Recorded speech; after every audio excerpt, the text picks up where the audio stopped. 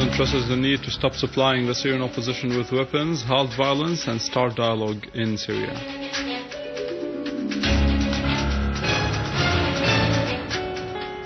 In Damascus city, the Passport and Immigration Department is reopened for citizens as the Syrian army continue to pursue terrorists in the region.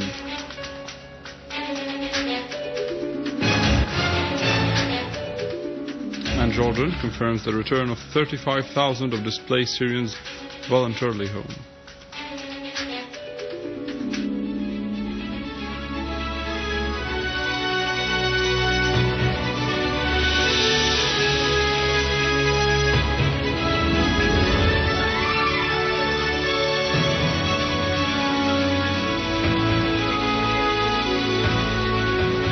Russia's President Vladimir Putin stressed the need to stop supporting the Syrian opposition with weapons. In an interview with the German ARD TV, Putin said that international law prevents sending weapons to groups that seek to destabilize any country. He called for an immediate cessation of violence in Syria and urged all sides to sit at the dialogue table. Answering a question on Russian weapon shipments to Syria, Putin said that there is no embargo on supplying countries with weapons, adding that the Syrian opposition acquired 3.5 tons of weapons lately through the airports of Syria's neighboring countries only, according to the Washington Post, and that what should be stopped. President Putin concluded that an agreement on Syria was reached in Geneva, but unfortunately Russia's Western partners moved away from it again. A source at the Russian Navy said that two Russian vessels, Nevelsky and Privetsit, have arrived in Tartus would arrive in Tartus in the second half of May. Russia Today channel quoted the source as saying that a number of ships affiliated to the Pacific Ocean Fleet, including an anti-submarine vessel, Pantelev, would carry out some combatant exercise in the Mediterranean shortly. Brazil affirmed its stance, which calls for solving the crisis in Syria through dialogue, rejecting any foreign military intervention in the country's internal affairs. Brazil Foreign Minister's Under-Secretary General for Political Affairs, Paulo Cordeiro, said during a meeting with Syria's consul in Brazil, Ghassan Obeid, that Geneva statement is one of the basic factors to resolve the crisis in Syria, referring that Brazil's stance is harmonized with the stances of BRICS group. He underlined Brazil's rejection of arming the terrorist groups which exploit the crisis in Syria as a sole track to impose their agenda on the situation there. In turn, China called for finding a political solution to the crisis in Syria, reiterating its rejection of foreign interference and solving the crisis through military action. The Chinese envoy to the Middle East, Wu Xiki, said that the right path for solving the crisis in Syria is the political solution, warning against the repercussions of military solution on the region as a whole.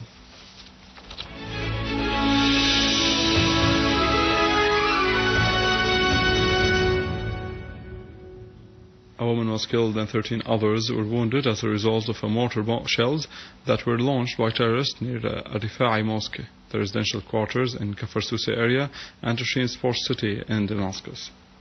A source at the police command in Damascus said that the terrorist attack also caused huge damage to a number of cars and nearby houses.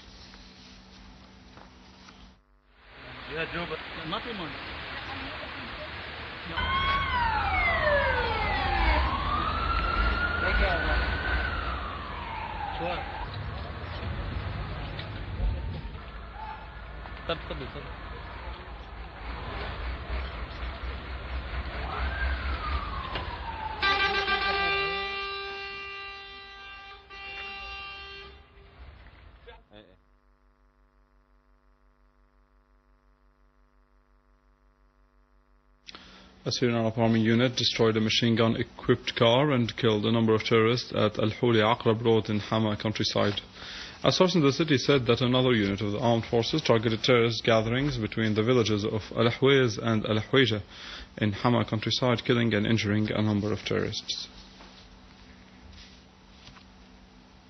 In related context, unit of the Syrian armed forces pursued the armed terrorist groups in Idlib countryside, killing a number of terrorists and injuring others.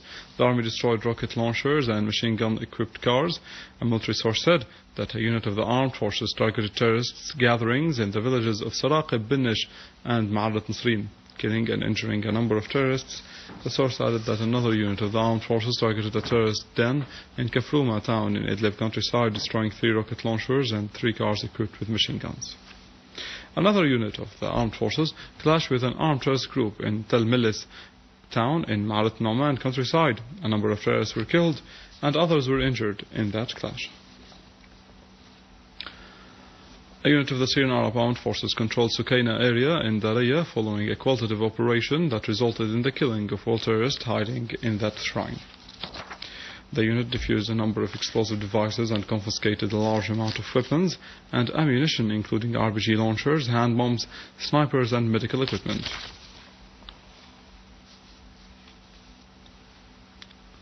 In Homs, a car loaded with explosive devices exploded yesterday in Al-War neighborhood as the casualties were only material. A number of explosives exploded in that car, which led to a minor damage in the nearby buildings and the parked cars. Meanwhile, the engineering units in the Syrian Arab Army dismantled the other explosive devices. Jordan asserted the return of about 35,000 displaced Syrians. These people escaped the bad conditions which they are suffering from in a Zaatari camp and other refugee places in Jordan. The Syrian Refugee Affairs media spokesperson in Jordan clarified that the concerned bodies managed to return of about 2,500 refugees from a Zaatari camp to their country upon the request due to the great suffering they faced due to humanitarian and medical shortage, in addition to the kidnapping, looting and fires inside the camp. Moving to Deir ez-Zor, where Immigration and Passport Department reopened its doors again for citizens after being exposed to sabotage acts by the armed terrorist groups like other services sectors in the city. The Immigration and Passport Department witnesses an active movement as the department gave facilitation to citizens, starting from the applications going to all other offices and sections till the delivery of their passports. All that was after the Syrian Arab Army restored security to the parts of the city, and life is now back to normal in these parts.